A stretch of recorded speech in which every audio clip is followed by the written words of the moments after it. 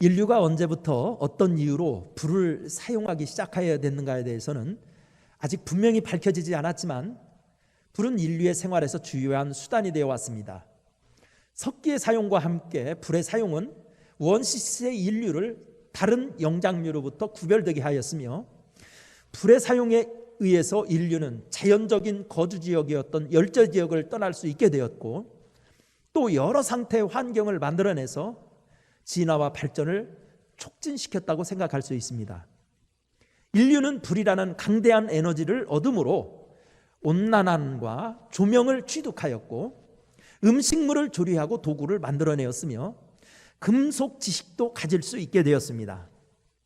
또한 인간은 불의 덕택으로 자연의 제약으로부터 해방되어 오늘의 문명사회를 구축할 수 있었습니다.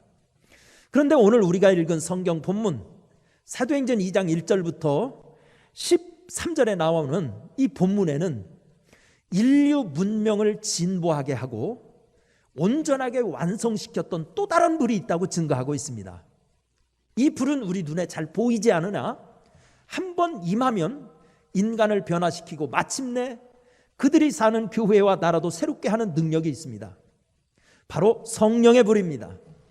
사도행전의 저자 누가는 세상의 물리적인 불이 어두움을 몰아내고 세상을 밝힘으로 인류의 새 시도를 열었듯이 성령의 불을 체험함으로써 진정한 하나님의 구원의 역사가 새롭게 펼쳐지게 되었다고 밝히고 있습니다.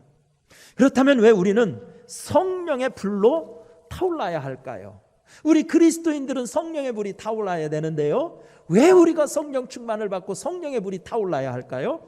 첫째, 성령의 불로 타오르면 소통의 기적을 일으킵니다. 소통의 기적을 일으키기에 4절 같이 한번 읽어보겠습니다. 시작. 그들이 다 성령의 충만함을 받고 성령이 말하게 하심을 따라 다른 언어들로 말하기를 시작하니라. 아멘. 인간 사회가 직면한 가장 큰 문제는 무엇일까요? 식량난, 인구 문제, 환경 파괴, 질병 문제, 다 이런 것도 참 큰 문제입니다. 그것도 참으로 중요한 문제 중에 하나라고 얘기할 수 있을 거예요. 그러나 성경이 보는 더 근원적인 문제는 의사소통의 문제입니다. 창세기 11장 1절부터 9절에는 홍수 후에 인류가 바벨탑을 쌓는 기사가 기록되어 있습니다. 그들은 여전히 심판을 경험하였어도 하나님의 객까지 높아지려는 교만함을 꺾지 않았습니다.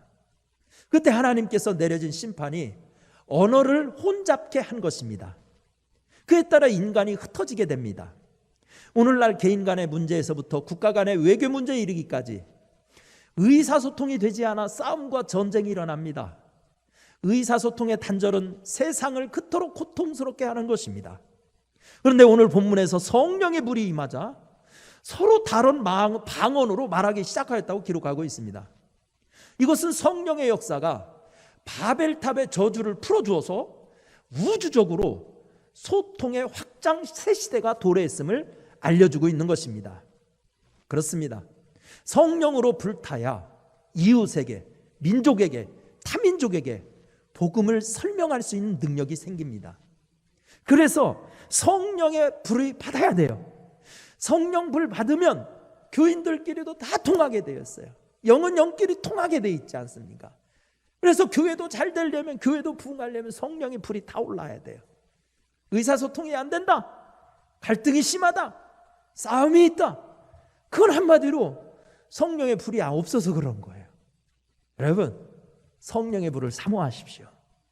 그래서 가정에서도 통하고 직장에서도 통하고 우리 사회, 불통에 있는 이 사회, 우리 대한민국도 소통하는 사회가 되기를 간절히 바랍니다. 두 번째는 왜 우리가 성령의 불로 타올라야 될까요? 결합의 기적을 일으키기 때문입니다. 결합의 기적을 일으키기 때문에 1절 한번 2장 1절을 읽어봅니다. 시작. 오순절 날이 이미 이르매 그들이 다 같이 한 곳에 모였더니, 다 같이 한 곳에 모였더니. 오늘 본문을 보면 오순절 성령 강림 사건 있은 후 제자들 사이에서 현저하게 달라진 것이 있습니다. 그것은 한 곳에 모이게 한 것입니다. 그들은 십자가 밑에서 뿔뿔이 흩어졌던 사람들이었습니다. 갈릴리로, 엠마오로 모두 흩어졌던 자들이에요. 그러나 성령의 불이 임한 오순절 이후에 그들은 놀랍도록 달라지게 되었습니다. 첫째, 기도하는데 하나가 되게 했습니다. 여러분, 사도행전 1장 14절 보세요. 여자들과 예수의 어머니 마리아와 예수의 아우들과 더불어 마음을 같이하여 오로지 기도하기에 힘쓰니라. 기도하는데 하나 됩니다. 두 번째, 말씀 듣고 배우는데 하나 되게 했습니다. 사도행전 2장 42절 말씀 보세요. 그들이 사도의 가르침을 받아 서로 교제하고 떡을 떼며 오로지 기도하기를 힘쓰니라. 여러분, 성령의 불이 임하면은요, 말씀 하나 듣고 배우는데 하나 되도록 만듭니다. 세 번째는요, 전도하는데 하나 되게 했습니다. 사도행전 4장 31절 말씀해 보세요. 빌기를 다하며 모인 곳이 진동하더니 무리가 다 성령이 충만하여 탐대히 하나님의 말씀을 전하니라 라고 기록되어 있어요. 오늘 우리가 읽은 오순절 성령 강림 사건 후에 즉각적인 변화가 일어난 것은 하나 되게 하신 것입니다. 성령 불 받으면 하나 되게 돼요.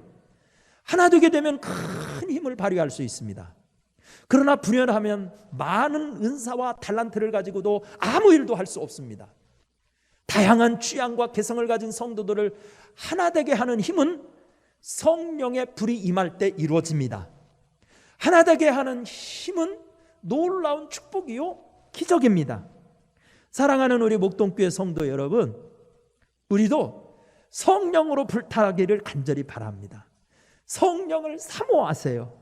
그래서 우리들도 언어가 통하고 뜻이 통하고 하나님 앞에서 마음이 통하고 기쁨이 통하고, 그래서 우리 교회에서부터 천국을 맛보고, 그리고서 우리 하나님의 뜻을 잘 감당하여 영광 돌리는 놀라운 능력의 역사가 여러분들의 삶을 통해서 경험되기를 간절히 축원합니다. 기도하겠습니다. 은혜로우신 하나님, 우리도 오순절 성령 강림 때처럼 불의 혀같이 갈라지는 것이 각 사람 위에 임하였다고 했는데, 우리 머리 위에도 우리 심령에도 불의 혀같이 갈라지는 성령의 불을 내리어 주옵소서. 그래서 영안이 열리게 하시고 영의 귀가 열리게 하시고 입술이 열리게 하여 주시어서 우리 하나님의 하나 되게 하심을 경험하게 하여 주옵시고 땅끝까지로 주의 증인되는 축복을 경험할 수 있게 도와주옵소서. 우리 사랑하는 목동교회 성도들을 축복하시어 성령의 사람이 되게 하여 주심으로 말미암아 세상에서도 하나님의 영광을 드러내는 승리하는 용사들 되게 하여 주옵소서. 예수님의 이름으로 간절히 축원하며 기도드리옵나이다. 아멘.